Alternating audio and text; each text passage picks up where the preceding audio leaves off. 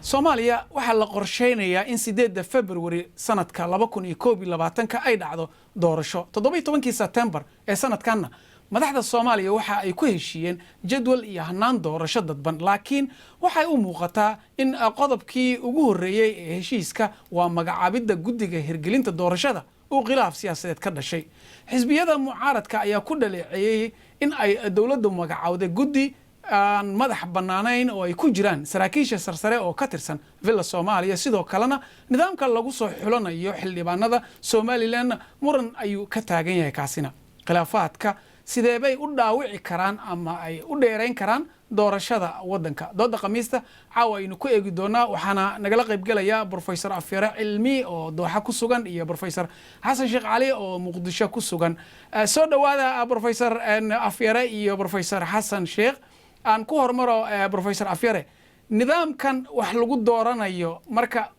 habkan guddigan doorashada khilaafka muxuu u dhimi karaa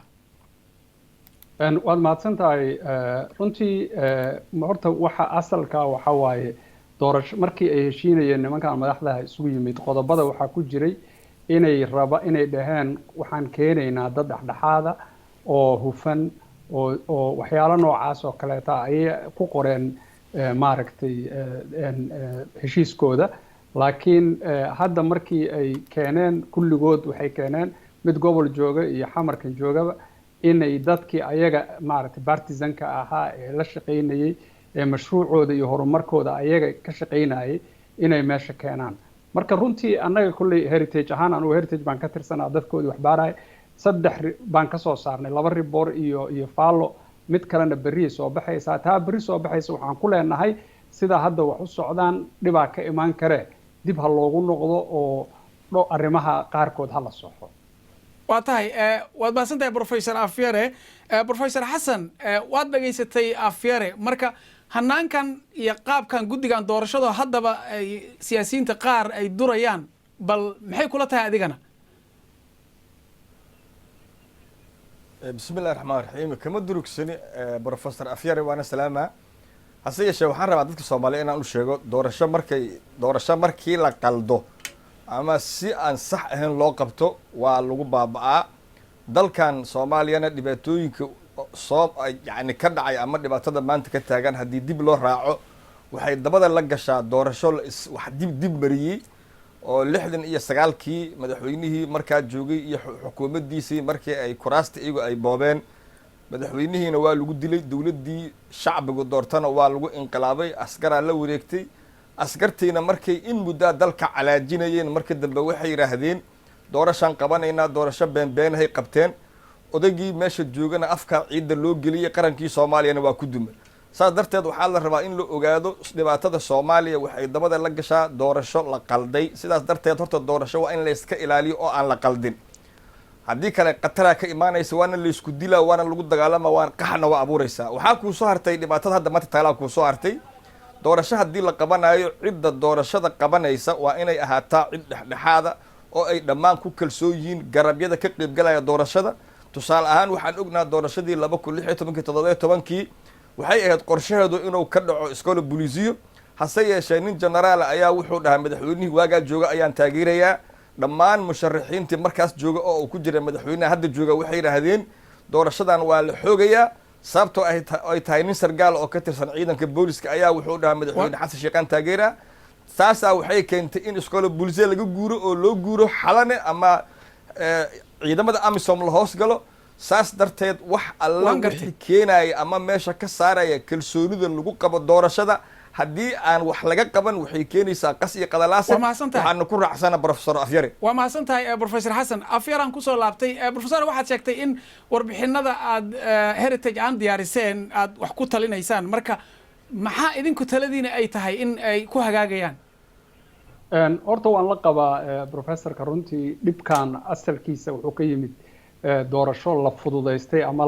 la boobay halista ka imaan karta tan hadda xataa hadday qoladan u hirgasho oo ay qaataanna waxaa laga yaabaa inay meel ka xun ay gaarto marka runtii nintaas waan la qabaa annagu dhowr qodob aan soo jeedinaynaa midka koowaad waxaan leenahay horta bal wax hadda dadka hala sameeyo federaal ahaan nidaam ahaan dad ku oola oo odayaala oo loo noqon karo oo dadku usoo istaagayaan oo hadhow xataa loo dacwoon karo ama khilaafaad ku magacaabo ama guddi sare ku magacaabo laakiin hadda sida ay wax yihiin si booba waaye oo cad mana saxna ma aha integrity commission wax la yiraahdo hal la sameeyo ayaan anagu soo jeedinaynaa professor Cabdi Samatar ayaa madax u ahaa 2016 wax kale may qaban karin laakiin wixii meesha dhacay ay sheegeen oo waa la boobay ay yiraahdeen inta xataa hadda cid oran karta lama sameeynin waxaan kaloo aad iyo aad annaga aan u aragnaa dib u aragnaa in ciidanka iyo security-ga dadka oo ka shaqeynaya askartii dawladda inay ama gudiyada ka mid noqdaan ama siyaasiyiinta ka mid noqdaan waxay dhibaato weyn oo aan harin u geysanaysaa in dawladnimadaba maaragtay laga shakiyo marka in la kala sooco oo siyaasadda iyo amnigu kala socnaansho muuqata oo weyn ay kala socmaan yani dhowr qodob oo noocaasaan anagu hadda ku talinaynaa faaladan soo socota berri soo baxaysa waa tahay professor guddi afyare guddi doorasho horta awood caynkee ayay leeyihiin waxa ugu horeeya hadda la dhaliilayo loo jeedo waa guddigan doorashada wallahi nimankan hadda meesha jooga waxayba ku doodayaanba 2016kii xasan sheekh iyo cumar cabdirashiid guddiyadii ay samaysteen oo kalaan samaysaneen maxaa nala ku haystaa horta dee khaladkaas hadduu taasi khalad ahaa khalad xasan iyo waxaa sameeyey cumar cabdirashiid ku xalaaloobi maayo waa khalad markii horena khalad u ahaa haddana waa khalad horta waa inay marka ay isla fahmaan waxaa laga rabaa asal waxa ah dadka tartamaya inay ku kalsoon yihiin dadkan inaynan dulminaynin intaas waa inta laga rabo intiina meesha hadda ma taalo marka runta loo hadlo waxaana daliil u ah wixii baydhabo iyo dhusamareeb iyo jowhar ka dhacay uunbaa hadda qoladani ay taqaanaa inay qabato haddii marka waxaas ay ku soo noqdaan dawladda dhexe waxaa meeshaas ka imaan doona dhibaato aan la kontrooli karin aniga marka waxaan isleeyahay at least qoladan hadda aan wax wada qornay ay ku talinaysaa war waxaan yaan lagu degdegin waa xasaasi